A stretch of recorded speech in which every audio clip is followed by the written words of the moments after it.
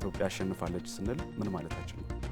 በኃይል አማራጭና በሰላማዊ አማራጭ መካከል አማካይ ቦታ የለውም።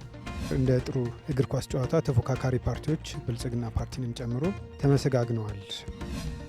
የፖሊሲ አማራጭ ብቻ አልነበረም፣ ምርጫው የስርዓትም ጭምር ነው የነበረው። ጠቅላይ ሚኒስትር ዶክተር አብይ አህመድ ከመራጩ ይልቅ ተመራጩ ያሳዝነኛል ሲሉ አንድ ሰው ለምን ወንበር ያገኝ ትልቅ እድል ነው።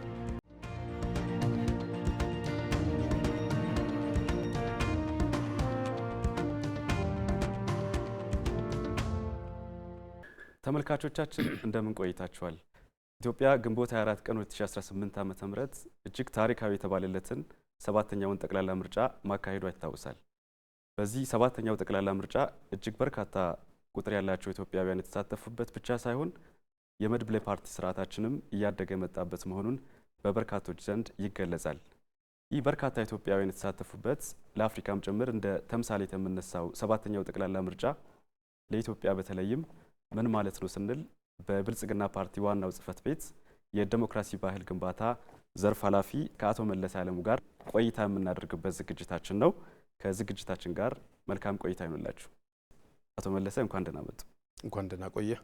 ሰባተኛው የኢትዮጵያ ጠቅላላ ምርጫ በርካታ ኢትዮጵያውያን የተሳተፉበት በተለይም 54 ሚሊዮን እና ከዛ በላይ መራጮች የተመዘገቡበት 42 ገደማ የፖለቲካ ፓርቲዎች የተሳተፉበት ኢትዮጵያ ደግሞ አሸንፋለች በሚል ይህንን ምርጫ አካሂዳለችና በተለይ ከዚህ ከስኬታማው ሰባተኛው ጠቅላላ ምርጫ ጋር ያይዘን ኢትዮጵያ አሸንፋለች ስንል ምን ማለታችን ነው?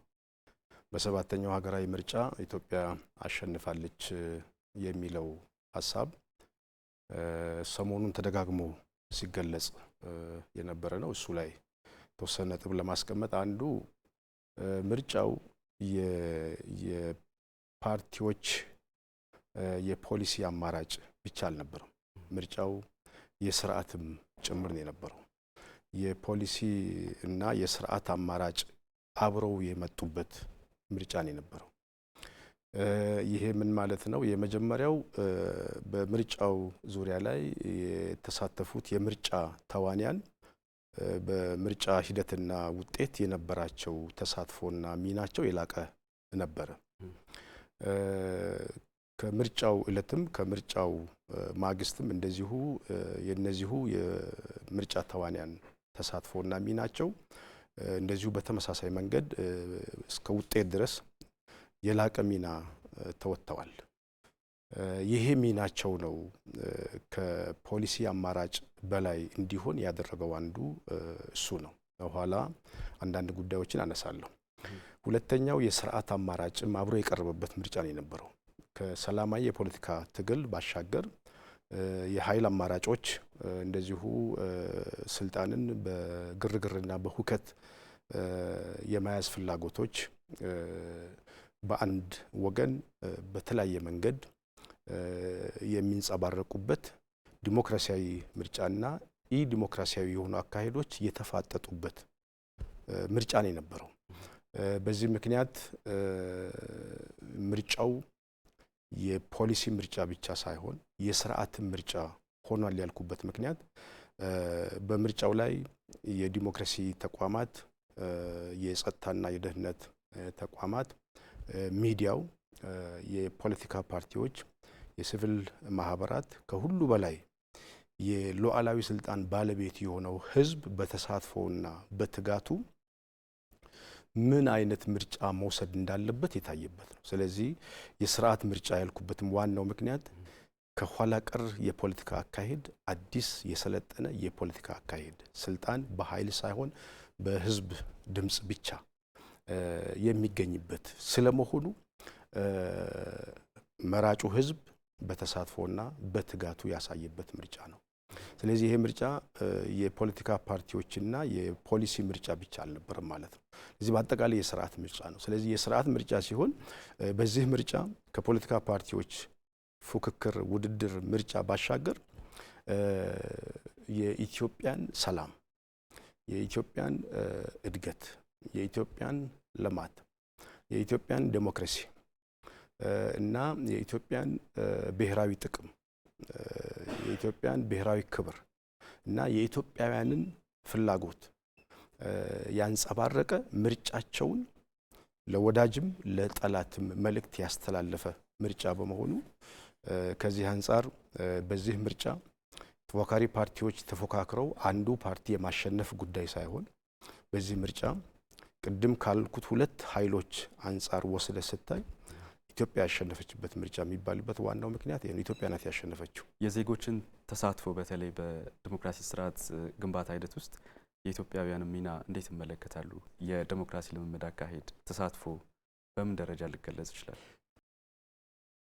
እንግዲህ በዚህ ምርጫ ላይ የኢትዮጵያ ሕዝብና ዜጎች የነበራቸው ተሳትፎና እልህ አስጨራሽ ትጋት ከንጋት እስከ ንጋት ድረስ የነበረው ሂደት ላይ በርካታ ጫናዎችን ተቋቁሞ ለፈለገው ፓርቲ ድምጹን ሲሰጥ ከምርጫ ዲሞክራሲ አንጻር ተወስዶ ሲታይ የኢትዮጵያ ሕዝብ መሻቱን ፍላጎቱን ብቻ ሳይሆን መብቱንም ጭምር ከማስከበር አንጻር በተለይ ስልጣን በዲሞክራሲ ስርዓት የህዝብ ስልጣን ነው፣ የህዝብ አስተዳደር ነው። ይህንን ሉዓላዊ ስልጣን ባለቤት መሆኑን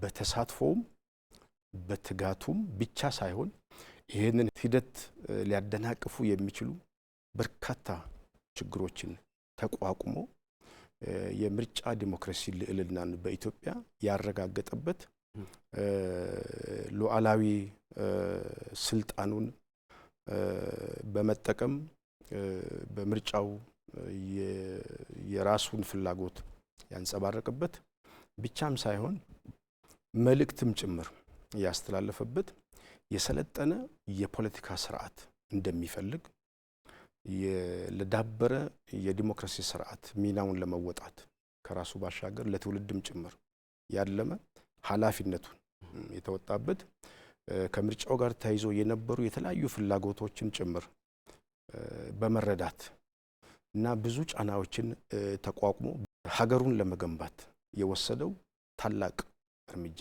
እና በታሪክ ትልቅ ስፍራ የሚሰጥ ከነበረን የፖለቲካ ባህል አንጻር ደግሞ የኢትዮጵያ ሕዝብ ዴሞክራሲን መሸከም የሚችል ሕዝብ መሆኑን ለዓለምም ለሁሉም ለሚቀጥለው ትውልድም ይህን ኃላፊነቱን መወጣት የሚችል መሆኑን ያረጋገጠበት እና በዲሞክራሲ ስርዓት ምናልባት በአፍሪካ ዲሞክራሲ ትልቁ ስፍራ ሊሰጠው የሚገባ ነው ብሎ ማስቀመጥ ይቻላል። ይህም አይገልጸውም፣ ከዚህ በላይ ነው።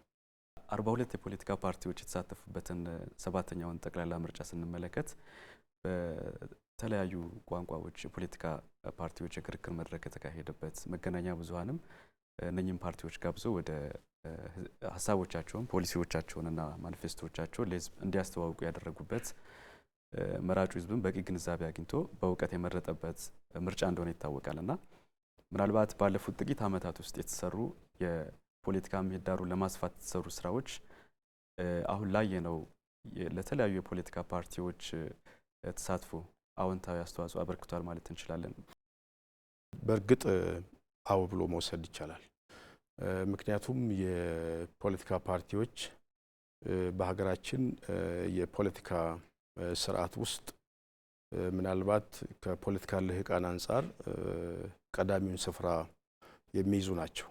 እነዚህ የፖለቲካ ፓርቲዎች የረጅም ጊዜ ፍላጎት ቢኖርም የፖለቲካ ምህዳሩ መጥበብ ጋር ተያይዞ በርካታ ችግሮች ሲደርሱባቸው የቆዩ ናቸው። በተለይ ነባር የሆኑ የፖለቲካ ፓርቲዎች ከዚህ የተነሳ የፖለቲካ ምህዳሩ መጥበብ ብቻ ሳይሆን በዛ በጠባብ ፖለቲካ ምህዳር ውስጥ ገብተው ለመንቀሳቀስ በሚያደርጉበት ጥረት የተለያየ እንግልት የሚደርስባቸው፣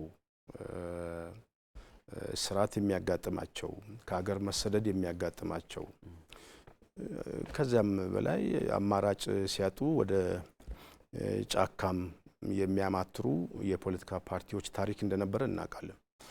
ከዚህ ተነስተህ በሚታይበት ጊዜ ባለፉት ዓመታት የፖለቲካ ምህዳሩን ለፖለቲካ ፓርቲዎች አስቻይ ለማድረግ በርካታ ተግባራት ተፈጽመዋል። የመጀመሪያው የህግ ማሻሻያዎች ናቸው። ስለዚህ የህግ ማሻሻያዎቹ ዋናው ዓላማ የፖለቲካ ምህዳሩን በማስፋት የፖለቲካ ፓርቲዎችን ተሳትፎ በማሳደግ የመድበለ ፓርቲ ዴሞክራሲን ስር እንዲሰድ የማድረግ ዓላማ ያላቸው ናቸው እና ከዚህ የተነሳ በርካታ የፖለቲካ ፓርቲዎች በሀገሪቱ የፖለቲካ አጀንዳ ይዘው የፖለቲካ ፕሮግራም ይዘው ለመንቀሳቀስ የሚያስችላቸው ህጋዊ ድጋፍ ያገኙበት ምህዳር አንዱ የዛ ማሳያ ነው። ሁለተኛው ከህግ ቀጥሎ የሚመጣው የተቋማት ሁኔታ ነው።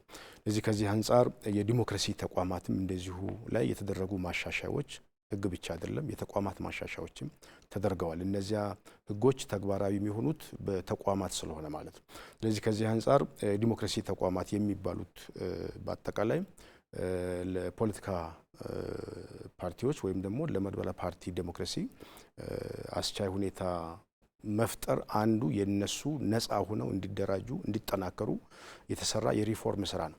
ከዚያ በላይ ደግሞ እነዚህን ሰርቭ እንዲያደርጉ እንዲያገለግሉ ተልእኮ ተሰጥቷቸዋል እነዚህ ተቋማት እና እነዚህን ተቋማት ተጠቅመው እነዚህ ፖለቲካ ፓርቲዎች ሚናቸውን ለመወጣት ተቋማቱ ነፃ ሆነው ገለልተኛ ሆነው በህግ መሰረት በመስራታቸው ምክንያት የፖለቲካ ፓርቲዎቹ በህግ የተሰጣቸውን መብት ተግባራዊ ለማድረግ የሚያስችል ተቋማዊ ሁኔታ ተመቻችቶላቸዋል። ይሄ አንዱ የፖለቲካ ምህዳሩ መስፋቱን ማረጋገጫ ነጥብ ተደርጎ ሊወሰድ ይችላል። ሶስተኛው ለፖለቲካ ፓርቲዎች የሚደረጉ ድጋፎች ናቸው እና መንግስት በፓርላማው በኩል በምርጫ ቦርድ አስፈጻሚነት የፖለቲካ ፓርቲዎች የሀገሪቱ ዜጎች ከሚከፍሉት የታክስ ገንዘብ እነዚህ ፖለቲካ ፓርቲዎች እንዲደገፉ የማድረግ ስራ ተሰርቷል። በዚህ ምክንያት የፖለቲካ ፓርቲዎቹ ከመንግስት የፋይናንስ ድጋፍ ያገኛሉ ማለት ነው። ይሄ ሌላው የፖለቲካ ምህዳር ማስፋቱን ወይም ደግሞ መኖሩን ማረጋገጫ ተደርጎ ሊወሰድ የሚችል አንድ መስፈርት ነው።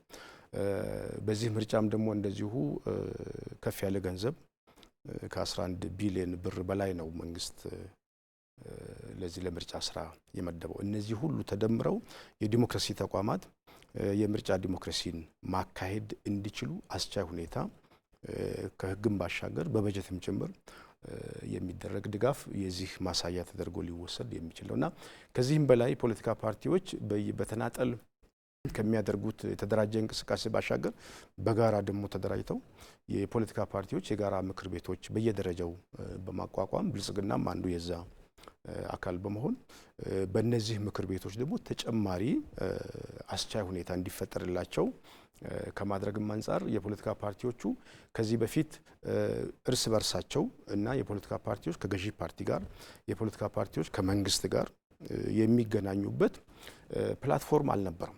ስለዚህ ይሄ በጋራ የሚገናኙበት ፕላትፎርም በመሆን አንደኛው ችግሮችን በውይይት የመፍታት በትብብር አብሮ የመስራት ቅሬታዎችን በጋራ የመፍታት የህግ ጥሰቶች እንዳይኖሩ የህግ በላይነት እንዲከበር እርስ በራሳቸው የሚማማሩበት የሚደጋገፉበት አውድ በመፈጠሩ ምክንያት የፖለቲካ ፓርቲዎች የሚያጋጥማቸውን ችግሮች በየደረጃው እየተፈታ የሚሄድበት የጋራ ስርዓት የሚገነቡበት የመድበለ ፓርቲ ዴሞክራሲ ስርዓት በአንድ ፓርቲ ወይም በመንግስት አካል ወይ በሆነ ተቋም ሊገነባ ስለማይችል እነሱም ታክለውበት የፖለቲካ ምህዳሩ የበለጠ አስቻይ እንዲሆን የበለጠ እንዲሰፋ ለማድረግ የተሰሩ ስራዎች በዚህ ሂደት ውስጥ የፖለቲካ ፓርቲዎች የነበራቸው ሚና እጅግ በጣም ትልቅ ነው የነበረው።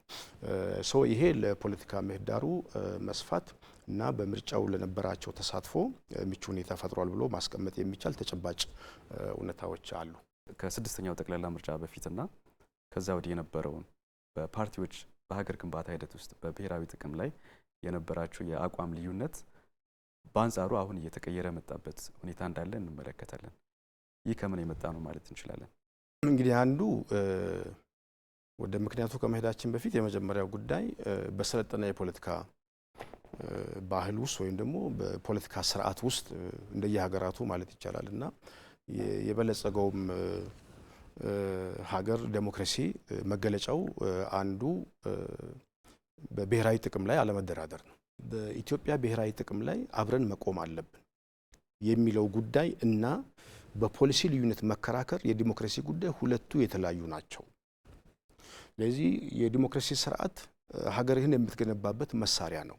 ስለዚህ በአማራጭ ፖሊሲዎች አማካይነት በሰለጠነ መንገድ በሀሳብ የፖለቲካ ትግል፣ በሰላማዊ የፖለቲካ ትግል ስልጣን የምትይዝበት መንገድ ነውና ይሄ አዲሱ መንገድ አዲሱ አካሄድ በመድበለ ፓርቲ ዲሞክራሲ መገንባት አለበት እና ከኃይል አማራጭ መጽዳት አለበት እና በህግ በላይነት ላይ የተመሰረተ በዲሞክራሲ እሴቶች ላይ የቆመ እና የፖለቲካ ስርዓት መገንባት አለብን በሚል መንገድ በሚወሰደው ጉዳይ ላይ መግባባት ደረጃው ከፍ እያለ መጥቷል። ይሄ በሰባተኛው ሀገራዊ ምርጫ ተንጸባርቋል። በሌላ በኩል ደግሞ የብሔራዊ ጥቅምና የሀገር ጉዳይ ከዚህ በላይ ነው የሚለው ስለዚህ በሀገር ጉዳይ በብሔራዊ ጥቅም ጉዳይ ላይ በሉዓላዊነት ላይ በብሔራዊ ክብር ላይ ከዚህ ሀገር የተያዙ ሀገራዊ አጀንዳዎች ላይ ከየትኛውም የፖለቲካ ፓርቲ የመንግስት ስልጣን የያዘ የፖለቲካ ፓርቲዎች አብረው መስራትና መቆም አለባቸው የሚል እንደዚሁ አስተሳሰብ ላይ የጋራ ግንዛቤ ተፈጥሮበታል። በዚህ ጉዳይ ላይ ረጅም ጊዜ ሊባል በሚችል ደረጃ ብዙ ውይይቶች ተካሂደዋል፣ ብዙ ስልጠናዎች ተካሂደዋል። በዚህ ጉዳይ ላይ ብዙ የፖለቲካ ፓርቲዎች የራሳቸውን ሀሳብ እያቀረቡ እየተመከረበት አንዳንድ ብሔራዊ ጥቅምን የሚመለከቱ አጀንዳዎች ሲነሱ አብረው እየቆሙ አብረው መግለጫ እያወጡ የመጡበት አሁን ደግሞ በዲሞክራሲ ምርጫ ጋር ተያይዞ ምርጫው የፖሊሲ አማራጭ ብቻ ሳይሆን የስርዓትም ምርጫ ጭምር ነው ከሚለው ሀሳብም ጋር ተያይዞ ከዚህ አንጻር የተለያዩ አስተላለፎች ነበሩ።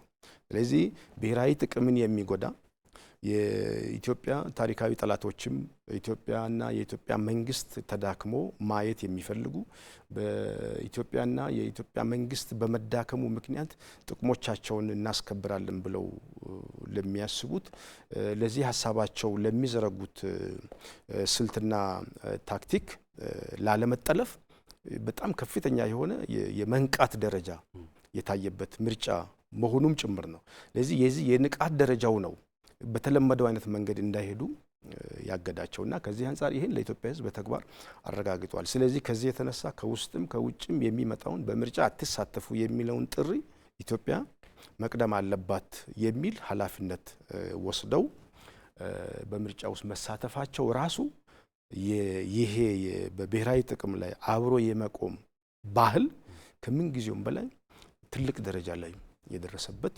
ደረጃ ነው ብሎ ማየት ይቻላል። በቀጣይ በጋዜጠኞቻችን በኩል ለሚነሱ ጥያቄዎችን የምናስተናግድበት ሰዓት ነው። አመሰግናለሁ ለተሰጠኝ እድል። ያው እርሶም እንዳነሱት ለጠንካራ ዴሞክራሲ ስርዓት መዳበር አንዱ የውይይት ባህሎች መጠናከርና መስፋፋት ነውና ከዚህ አንጻር ያው ባለፉት አመታት እንደምናውቀው የሀገራዊ ምክክር አለ። የፖለቲካ ፓርቲዎች የጋራ ምክር ቤት የሚያደርጉት ውይይቶች ለፖለቲካ ምህዳሩ መስፋት ትልቅ ተስፋ የተጣለባቸውና ውጤትም ያመጡ ናቸው። እንደው ከዚህ አንጻር አሁንም ፖለቲካ ፓርቲዎች የምርጫ ጊዜ እንቅስቃሴ ብቻ ሳይሆን ከምርጫ ያለፈ የፖለቲካ ተሳትፎ እንዲኖራቸውና በሀገረ መንግስት ግንባታ ውስጥ ዘላቂ ተሳታፊና ተንቀሳቃሽ እንዲሆኑ እስካሁን የተሰሩ የውይይት መድረኮች ምን ውጤት አምጥቷል? ቀጣይስ ምን ተስፋ ይጣልባቸዋል? እነዚህ የውይይት መድረኮች የሚለውን ላነሳ ነው። አመሰግናለሁ። ጥሩ ጥያቄ ነው።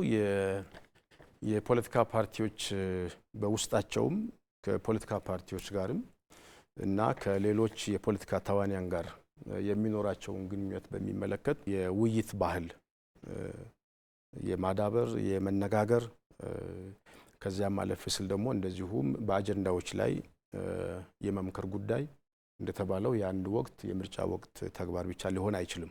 የምክክሩም ጉዳይ አስፈላጊ ነው ተብሎ የተጀመረበትን ምክንያት በኢትዮጵያ የዲሞክራሲ ስርዓት ለመገንባት የዲሞክራሲ ባህል ለመገንባት ልዩነቶችን በውይይት በመነጋገር በምክክር የመፍታት ከኃይል አማራጭ ከጦርነት ከግጭት በመውጣት ለዜጎቿ ለሀገሪቱ ሕዝብ የተሻለ ህይወት እንዲመጣ እና ብልጽግና እንዲመጣ እድገት እንዲመጣ ልማት እንዲመጣ ሰላም እንዲመጣ የፖለቲካ መረጋጋት እንዲመጣ እጅግ በጣም ትልቅ መሳሪያ ነውና በዚህ ሂደት ውስጥ የፖለቲካ ፓርቲዎች የነበራቸው ሚና በእጅጉ በጣም ትልቅ ነው የነበረው። ትልቅ ውጤት መጥቷል ብሎ መውሰድ ይቻላል። ጥያቄውም እሱ ስለሆነ ማለት ነው።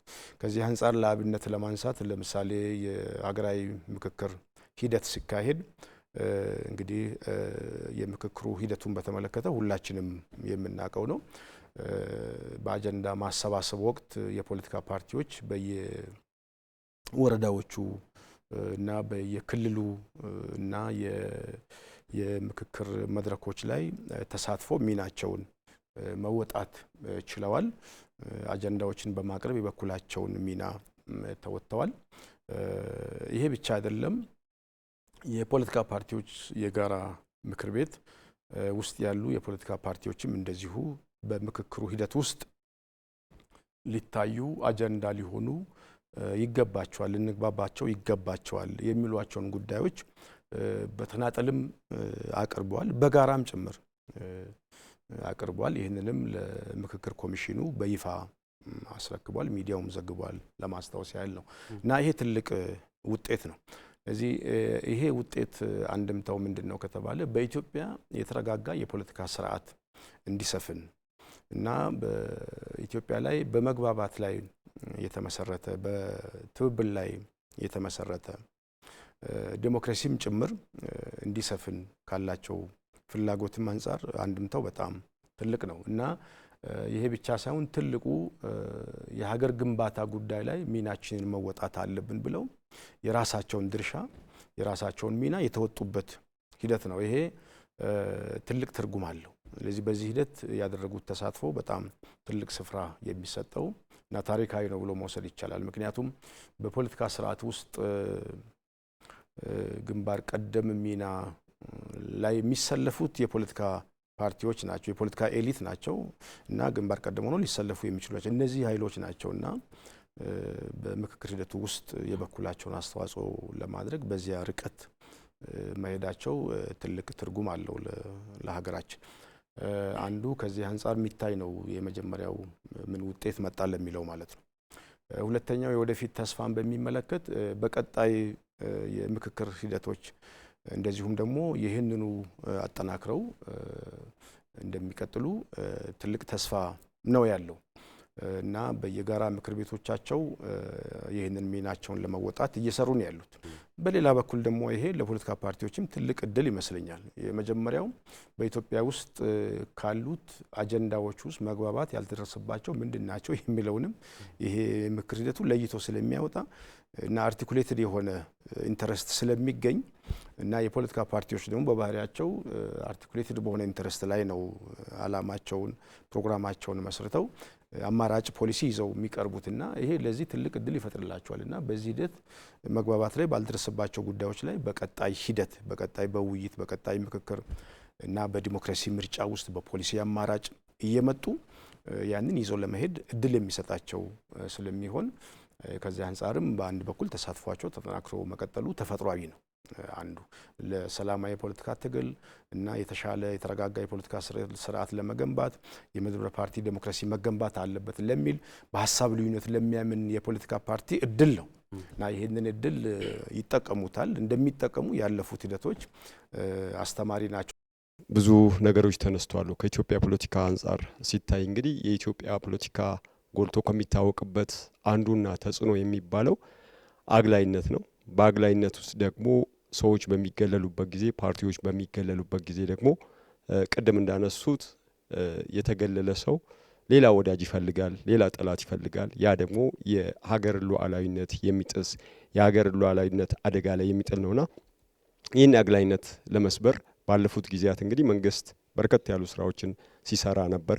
ተቀራርቦ የመስራትን የሁሉም ያለውን ሀሳብ አዋጥቶ አንድ ላይ ለሀገር ሉዓላዊነት፣ ለሀገር አንድነት፣ ለፖለቲካ ምህዳሩ መስፋት ይጠቅማል ያላቸውን አሰባስቦ የመስራት ስራዎች ተጀምረዋሉና ከዚህ አንጻር መንግስት አንድ እርምጃ ወደፊት ሄዷል። ይህንን የተጋግዞ የመስራት ባህልን ለትውልድ ከማስተላለፍ አንጻር መንግስት የጀመረው ነገር አለ። ከዚህ አንጻር ልሂቃኖቻችን ይህን መንገድ ከመከተል አንጻር የትብብር መንፈስን ከማዳበር አንጻር ከልሂቃን ከምሁራኖቻችን ምን ይጠበቃል ይላሉ? አግላይነት አውድ ላይ የተለያዩ ገጽታዎች ይኖሩታል። ወደኛ ሀገር ወደኛ አውድ ስናመጣው ሀሳባዊ፣ አካላዊና ባህራዊ አግላይነት ጭምር ይንጸባረቃል። ይሄ በፖለቲካ ኢኮኖሚውም ጭምር ተስተውሏል። ስለዚህ ይህንን የአግላይነት ስር የሰደደ አስተሳሰብ እና ተግባር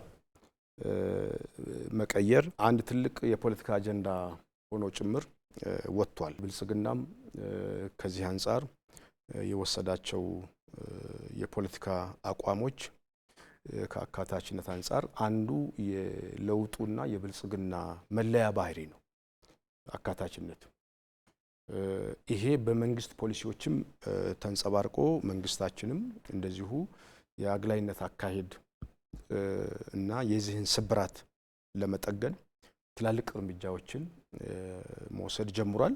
ይሄ ወደፊትም ተጠናክሮ የሚቀጥል የፓርቲያችን ብቻ ሳይሆን የመንግስታችንም አቋም ሆኖ ቀጥሏል። እንደተባለው ይሄ ትልቅ የአዲስ የፖለቲካ አካሄድ ትሩፋት ተደርጎ ሊወሰድ የሚችል ነው። አሁን በምርጫውም ቢሆን የኋላ ብዙ ወደ ኋላ ከሚሄድ ወደ ከምርጫው አንጻር ብቻ እንኳን ወስተን ብንመለከት የሐሳብ አካታችነት ተንጸባርቋል። ምክንያቱም 42 የፖለቲካ ፓርቲዎች ማለትም 42 በጥምረት የመጡም ስላሉ ማለት ነው። እንግዲህ የተለያየ ሐሳብ የተለያየ የፖለቲካ ፍላጎት ይዘው ማለት ነው። ስለዚህ ይሄ አንደኛው የሐሳብ አካታችነት ነው። ስለዚህ እነዚህ በመድበለ ፓርቲ ዴሞክራሲ ውስጥ መሳተፋቸው የሐሳብ አግላይነት የፖለቲካ አግላይነት ላይ ትልቅ ትርጉም አለው። ብልጽግና ፓርቲም እንደዚሁ እንደ ፓርቲ የተለያዩ ፖለቲካ ፓርቲዎች ናቸው ተዋህደው አንድ ሀገራዊ በተለይ ህብረ ብሔራዊ የፖለቲካ ፓርቲ ሆኖ ራሱን እና አጀንዳውን አላማውን ለህዝብ ገልጦ ስድስተኛው ሀገራዊ ምርጫ በማሸነፍ ባለፉት 5 ዓመታት ሀገሪቱን እየመራን ያለው አሁን በሰባተኛውም ሀገራዊ ምርጫ ውጤቱ እንደሚያሳየው እንደዚሁ ተጨማሪ እድል አግኝቷል። ስለዚህ ይሄ ራሱ አንዱ በሀገራችን ውስጥ የአካታች የፖለቲካ ስርዓት ለመገንባት አንድ ትልቅ እድል ሆኖ ሊወሰድ የሚችል ነው። ስለዚህ ምንድነው ለማንሳት የፈለኩት በገዢ ፓርቲና በመንግስት በኩል ለአካታች የፖለቲካ ስርዓት ምቹ ሁኔታ ተፈጥሯል። ከዚህ አንጻር የምሁራኑ ሚና ምን መሆን አለበት ከተባለ እንግዲህ ይሄንን ወደፊት ማስኬድ ነው። ከዚህ አንጻር እስካሁን ድረስ በሀገራችን ስለ ዲሞክራሲ ስለ ምርጫ ዲሞክራሲ የምናነሳበት መንገድ በጽንሰ ሐሳብም በንድፈ ሐሳብም ከሀገራት ተሞክሮ እይታችንም ተነስቶ ብቻ ሳይሆን የኢትዮጵያዊ ዲሞክራሲ ምን አይነት መልክ ሊይዝ ይችላል የሚል ቅርጽ የሰጠ ምርጫ ስለሆነ ይህንን ቅርጽ የበለጠ ማዳበር የበለጠ ስር እንዲሰድ ማድረግ የበለጠ ወደፊት እንዲራመድ ማድረግ የበለጠ ይህንን ትውልድ እንዲቀበለው የማድረግ ትልቁ ሚና የወደቀው በምሁሩ ጫንቃ ላይ ጭምር ነው። ስለዚህ ምሁሩ ሚናውን ከዚህ አንጻር ለይቶ ትልቅ አስተዋጽኦ ማበርከት የሚችልበት እድል ተፈጥሯል ማለት ነው። ስለዚህ ይሄንን ኢትዮጵያዊ ዴሞክራሲን ወደፊት ለማራመድ አፍሪካዊ ዴሞክራሲን ወደፊት ለማስኬድ ዴሞክራሲና አፍሪካ ዴሞክራሲና ኢትዮጵያ የሚባለውን ኮታንኮት ነገር መልክ ማስያዝ የምንችልበት እድል ተፈጥሯል። ስለዚህ በዚህ ጉዳይ ላይ ምሁሩ ትልቅ ሚና አለው። ይህንን በመጽሐፍ በማስተማር በምርምር በትላልቅ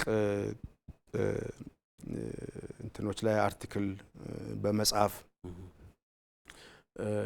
የበለጠ ደግሞ ይሄን ሂደት ራሱ በጥናትና በምርምር በማስደገፍ እና እውቀት እንዲሆን ማድረግ የተግባር መሳሪያ መመሪያ እንዲሆን ቱል እንዲሆን መስራት ባህል እንዲሆን መስራት ከማንም በላይ ከምሁሩ ይጠበቃል። ምሁሩ ብቻ አይደለም፣ በእርግጥ የኪነ ጥበቡም ስነ ጥበብም ላይ በሁሉም መስኮች ላይ እና ምክንያቱም በዚህ ሂደት የተሳተፉት ዜጎች መተረክ አለባቸው። መራጮቹ በዚህ ሂደት የተሳተፉ ፖለቲካ ፓርቲዎች መተረክ አለባቸው ከነሚናቸው። በዚህ የተሳተፉ የህዝብ ወኪል የሆኑት የሲቪል ማህበራት የህዝቡ ዓይንና ጆሮ ሆነው ተከታትለው አስተምረው አንቅተው የነበራቸው ሚና የነበራቸው ተጋድሎ መተረክ አለበት። የጸጥታና የደህንነት ተቋማት የህግ በላይነትን በማስከበር ኢትዮጵያዊ ሉዓላዊነትን ጭምር አስከብረው መራጩ ህዝብ ይህን የመምረጥ እድሉን በመስጠት የከፈሉት ዋጋ መዘከር አለበት።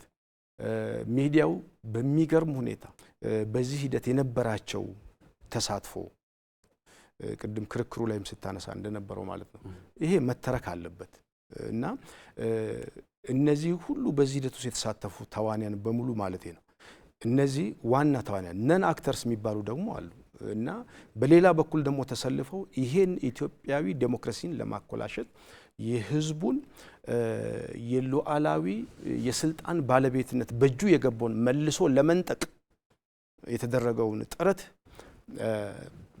ለማክሸፍ የተደበት መንገድ እነዚያ ደግሞ መንግስትን በማዳከም ሀገር የማዳከም ስልታቸውን ተግባራዊ ለማድረግ የሄዱበትን መንገድ እና ምን ያክል ኢትዮጵያውያን እንዳሸነፉ እና እንዴት እንዳሸነፉ መተረክ አለበት እና ከዚህ አንፃር ይሄ ሊተረክ ከሆነ ደግሞ ዋናው ተራኪ እኔ ምሁሩ ነው ብዬ ነው ማስበውና ሚናው በጣም ትልቅ ነው ለማለት ነው።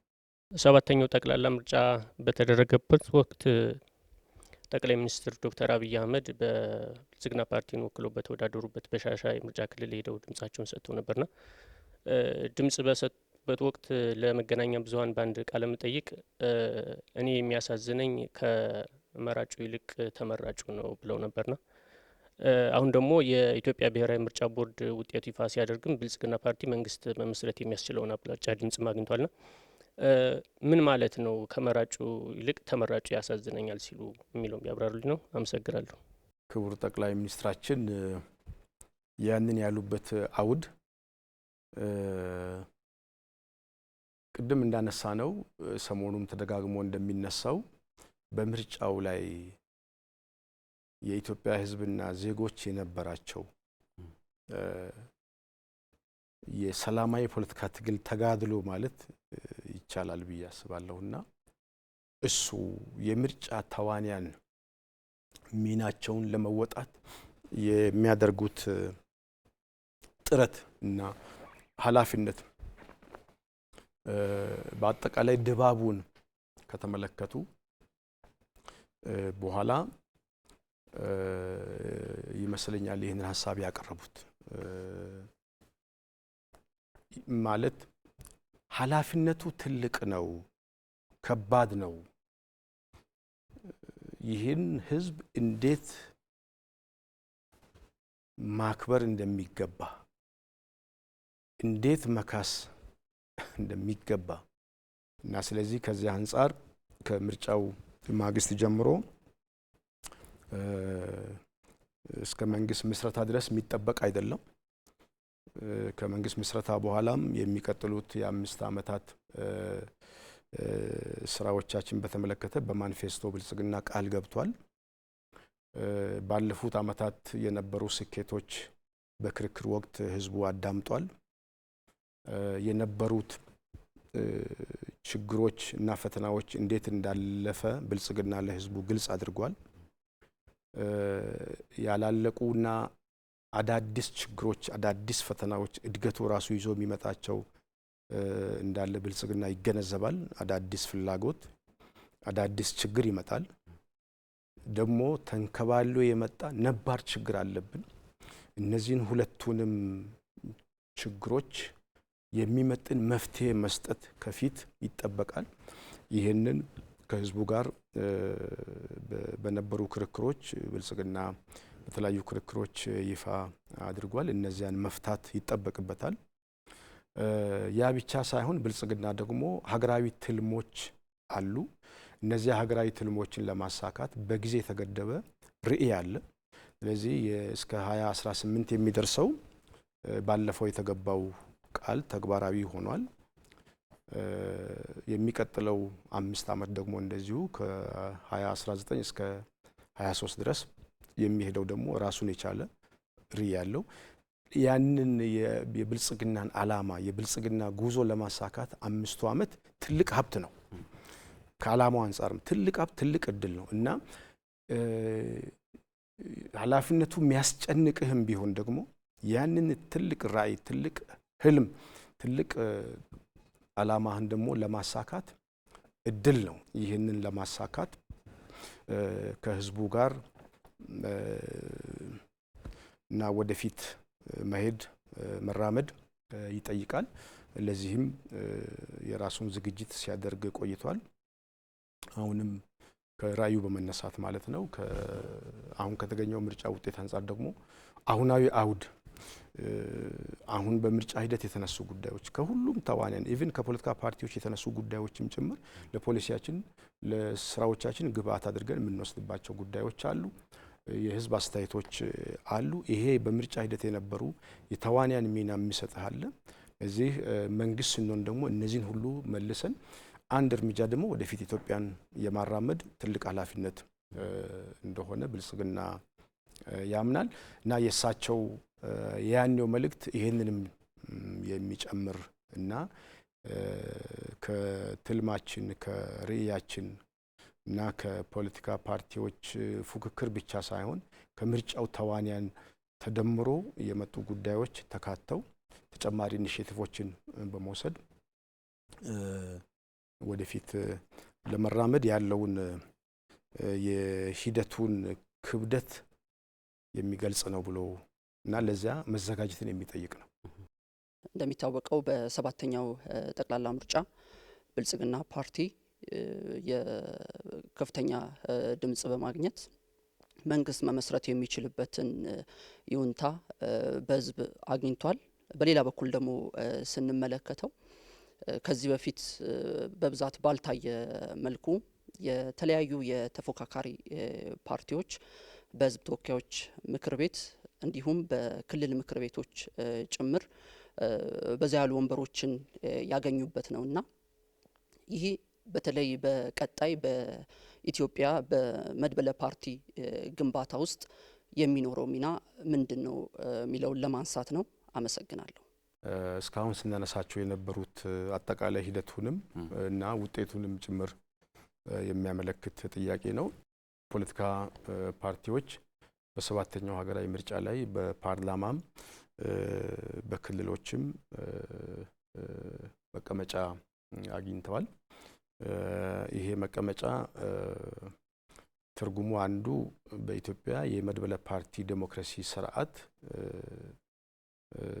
መባቻ መሆኑን የሚያሳይ ውጤት ነው። እያንዳንዱ የፖለቲካ ፓርቲ ካገኘው ከአንድ ወንበር ጀምሮ ትልቅ ትርጉም ያለው ነው። የወንበር መጠኑ ሳይሆን የተለያዩ ሀሳቦች የተለያየ አጀንዳ የተለያየ ፕሮግራም ይዞ ወደ ህዝብ ቀርቦ በተለያዩ ኮንስቲትዩሽኖች የፖለቲካ ፓርቲዎች የሚወክላቸው ሀሳብና ፍላጎት እንዳላቸው የሚያሳይ በመሆኑ የመጀመሪያው ከዚህ አንጻር ፖለቲካ ፓርቲዎቹ ፕሮግራማቸውና አጀንዳቸውን በተመለከተ አጽንተው በመድበለ ፓርቲ ዴሞክራሲ ውስጥ ለመቀጠል ተስፋ የሚሰጣቸው ጅማሮ ነው። ከዚህ አንጻር ሊታይ የሚችል ነው። ሁለተኛ ከመጠን አንጻር ወደፊት ወንበራቸውን ለማስፋት ምን ማድረግ አለብን ብለው ከኢትዮጵያ ህዝብ ፍላጎት አንጻር የፖለቲካ እሳቢያቸውን አጀንዳቸውን ፕሮግራሞቻቸውን የምርጫ ስትራቴጂያቸውን እንደዚህ የመሳሰሉ ጉዳዮች ላይም ተጨማሪ ትምህርት ያገኙበት ተደርጎ ሊወሰድ የሚችል ነው እና ልምድ ያገኛሉ። ይሄ ልምድ ለሚቀጥለው የመድበለ ፓርቲ ዴሞክራሲ ስርዓት ያግዛል። ከፖለቲካ ፓርቲዎች መሸነፍ በላይ ነው ትርጉሙ እና ለሚቀጥለው ጊዜ እንዲዘጋጁ ተስፋቸውን የሚያለመልም ይሆናል ማለት ነው። ከዛ ውጪ በምክር ቤቱ የሚኖራቸው ሚና የተለያዩ ድምጾች የሚሰሙባቸው ምክር ቤቶች ይሆናሉ ማለት ነው። እዚህ የምንከተለው የፌዴራል ስርዓት ስለሆነ በፌዴራል መንግስት ደረጃ እነዚህ ፖለቲካ ፓርቲዎች የተለያዩ ድምጾችን ለፓርላማው እና በፓርላማ መድረክ ላይ በዲሞክራሲ መድረክ ላይ ድምፅ የሚሰማበት ሀገር ወደ መሆን መሸጋገራችንን ያሳያል። በዚያ ሂደት ውስጥ ደግሞ የፖለቲካ ፓርቲዎቹ ወንበር ያገኙት ተጨማሪ አቅምም የሚፈጥሩበት መድረክ አድርጎ መውሰድ ይቻላል። ምክንያቱም መንግስት እንዴት ይሰራል የሚለውን ጉዳይ ማወቅ በራሱ ውጪ ሆነው ሲታይ የተለያየ ነው። ይህንን ያልኩበት ምክንያት ከፖለቲካ ፓርቲዎች ጋር በነበረን ውይይት በመንግስት መዋቅር ውስጥ ገብተው የሚሰሩ የፖለቲካ ፓርቲዎች ለሌሎቹ ልምድ ሲያካፍሉ እሰማ ስለነበረ ነው። መንግስት እንዴት እንደሚሰራ ማወቅ፣ መረዳት፣ ልምድ ማግኘት በጣም አስፈላጊ ነው። ስለዚህ ከዚህም አንጻር ትልቅ አቅም ይፈጥርላቸዋል። ይሄ ዞሮ ዞሮ ጥቅሙ ለፖለቲካ ፓርቲዎቹ ብቻ ሳይሆን ለሀገር ግንባታ የሚጠቅም ተደርጎ ሊወሰድ የሚችል ፋይዳ አለው ይሄ መድረክና ከዚህ አንጻር ተደምሮ ምንድነው መድረኮቻችን ወይም ደግሞ የዚህ የዲሞክራሲ መድረኮች ከፓርላማ መድረክ ውጪ የነበረው አሁን ወደ ፓርላማ መድረኮች ወደ ህዝብ ተወካዮች መድረክ የሚመጣበት እድል ስለፈጠረ ለዲሞክራሲ ልምምድ ትልቅ አቅምና እድል የሚፈጥር ተደርጎ ሊወሰድ ይችላል። ይሄ ከዚህም ባሻገር ለገዢው ፓርቲ ብልጽግና ለመንግስትም ጠቃሚ ነው። ምክንያቱም እነዚህ የፖለቲካ ፓርቲዎች የመንግስት ፖሊሲዎችና እቅዶች ሲፈጸሙ በዚህ ሂደት ላይ የሚያቀርቡት ትችት በተለይ አስተማሪውና ገንቢው ጥቅም ላይ ይውላል። ስለዚህ መንግስት ከፖለቲካ ፓርቲዎች ግብአት የሚያገኝበት መድረክ ሆነው ያገለግላልና ለመንግስትም መስተዋት ሆነው ያገለግላሉ።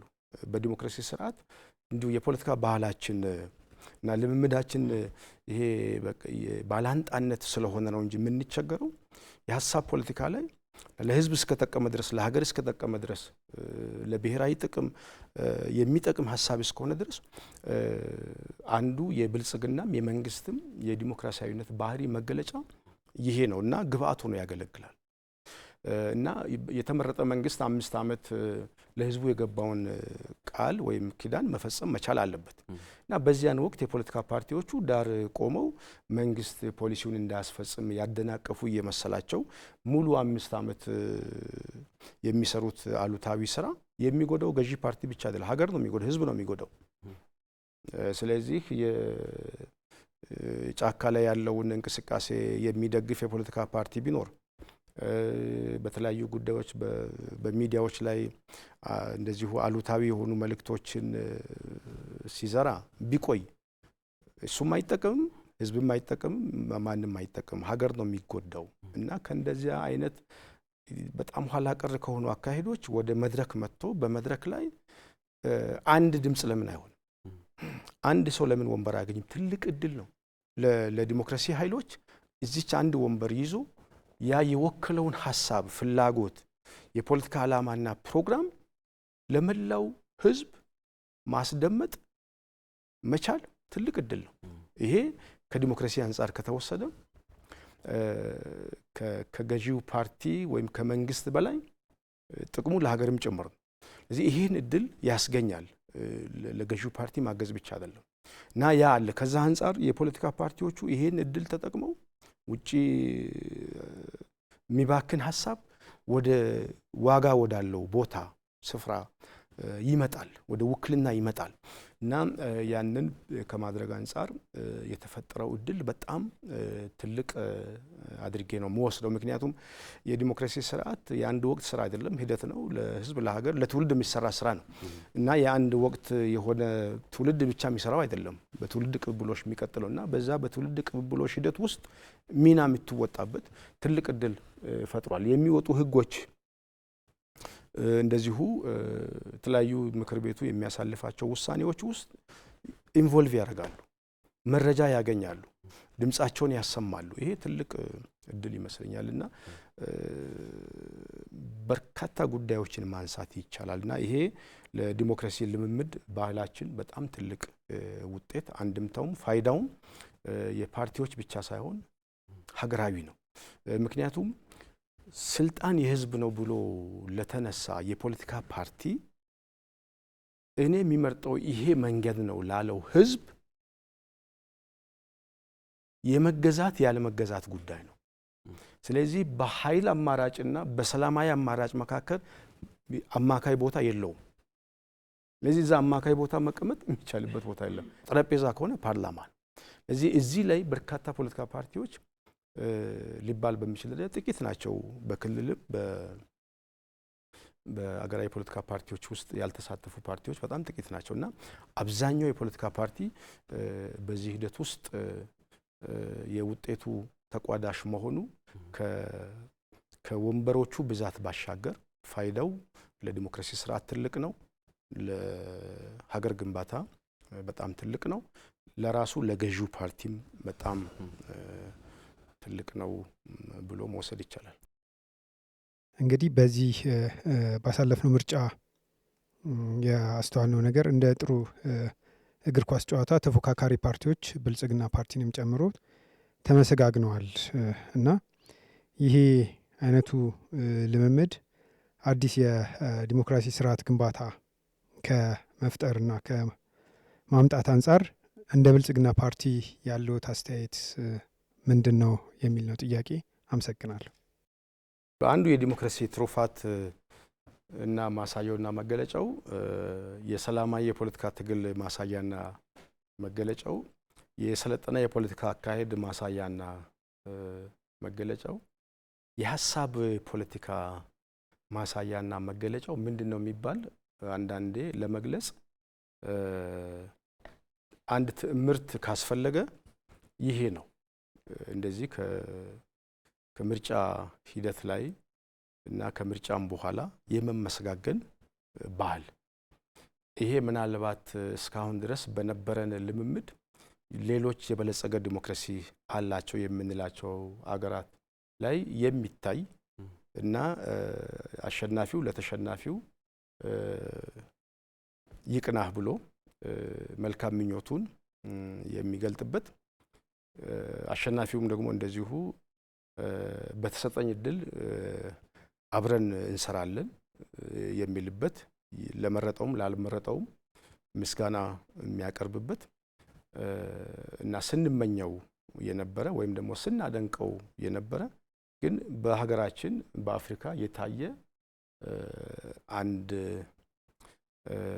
ትልቅ እድልና ማሳያ ነው። ወይም ደግሞ አብሪ ኮከብ ነው ብሎ ማስቀመጥ አይበዛም ከዲሞክራሲ ባህላችን አንጻርና የፖለቲካ ፓርቲዎችም ይሄንን ማለታቸው ለሰለጠነ ፖለቲካ ለሀሳብ ፖለቲካ እና ካላቀር የፖለቲካ ባህል ወጥቶ አዲስ የሰለጠነ የፖለቲካ ባህል ምዕራፍ ውስጥ መግባታችን የዛ የመባቻው ማሳያ ምልክት ተደርጎ የሚወሰድ እና በዚህም ለፖለቲካ ፓርቲዎች እውቅናም ክብርም የምንሰጥበት ይህን የምናደርግበት ምክንያት ለዲሞክራሲ ባህል ግንባታ ለዲሞክራሲ ስርዓት ግንባታ እና ለሀገር ግንባታ ካለን የፖለቲካ አቋምና ዓላማ በመነሳት ክብር የምንሰጥበት ጉዳይ ነው። መለመድም መቀጠልም ያለበት ነው።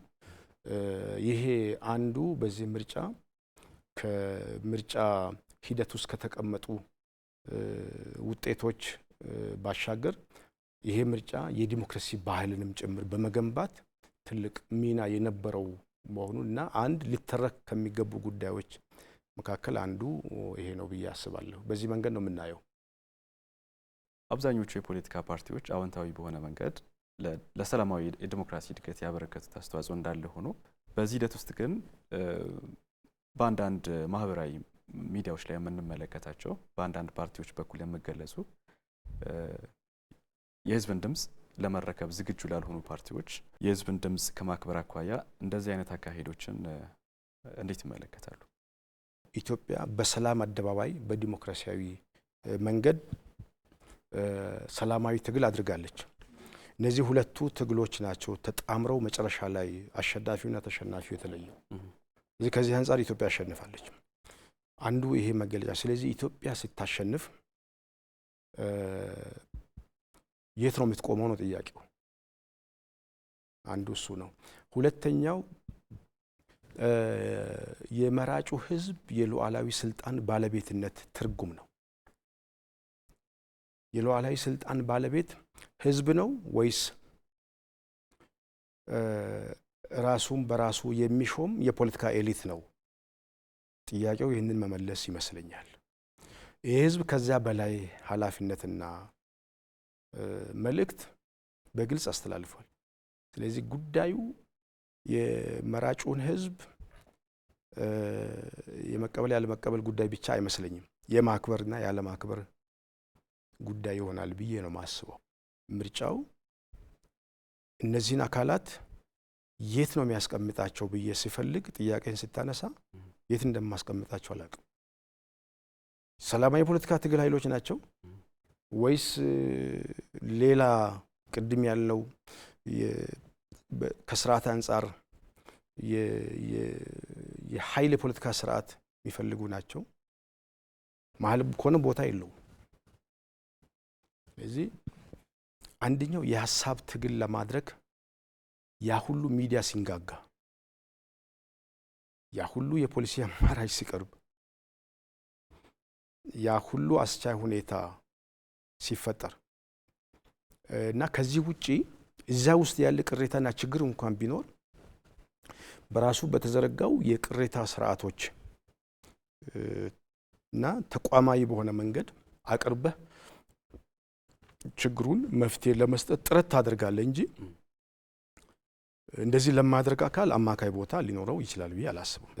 ብልጽግና ፓርቲን ጨምሮ ሌሎች የፖለቲካ ፓርቲዎች ቅሬታ ስለሌላቸው አይደለም፣ አልጋ ባልጋ ስለሆነላቸው አይደለም፣ ግን ለዲሞክራሲ የምንከፍለው ዋጋ ነው። ሌሎችም ለዲሞክራሲ የሚከፍሉት ዋጋ ነው። ለዚህ እስካሁን ስንግባባ የመጣ ነው ለዲሞክራሲ ዋጋ እንክፈል፣ ለሀገር ዋጋ እንክፈል ነው እና ከዚህ አንጻር ጉዳዩ በዚያ ደረጃ የሚታይ ስለሆነ አማካይ ቦታ የለውም። ተስፋ አድርጋለሁ በዚህኛው 7ኛው ሀገራዊ ምርጫ ላይ ሁሉም የፖለቲካ ፓርቲዎች ወንበር ያገኙት የህዝብ ድምፅ አክብረው የህዝብ ድምፅ ያንጸባርቃሉ ብዬ ነው ማስበው። ከዚያ ውጪ ግን አይ ቲንክ ለኢትዮጵያም አይጠቅምም፣ ለህዝቡም አይጠቅምም፣ ለነሱም አይጠቅምም። እነሱም ቆምንለት ለሚሉትም የፍላጎት ወካይ የህብረተሰብ ኢንተረስት ግሩፕም አይጠቅምም። ስለዚህ ይህንን ቆም ብሎ ማጤንና በነገራችን ላይ ቅድም ምሁራን ላይ ያስቀመጥነው ሚና ፖለቲካ ፓርቲዎች ጋር ይመጣል። ስለዚህ ፖለቲካ ፓርቲዎች ሁላችንም ብልጽግናን ጨምሮ እንደገና ቆም ብለን ማየት የሚገባን በርካታ ጉዳይ እንዳለ እናስተውላለን። በዚህ መንገድ ነው መታየት ያለበት እና ከዚህ አንጻር እኔ መልእክቴ የህዝብ ድምፅ ማክበር ኢትዮጵያን ማክበር ነው። የህዝብ ድምፅ ማክበር ህዝቡን ራሱን ማክበር ነው። የዲሞክራሲ ተቋማት ማክበር ነው። ከዚህ ውጪ ፍላጎት በኃይል ወይም ደግሞ እኔ የፈለኩት ካልሆነ ማለት በዲሞክራሲ ምህዳር ስፍራ የለውም። አቶ መለሰ ለነበረን ቆይታ ከልብ አመሰግናለሁ። እኔም ስለሰጣችሁኝ እድል ከልብ አመሰግናለሁ።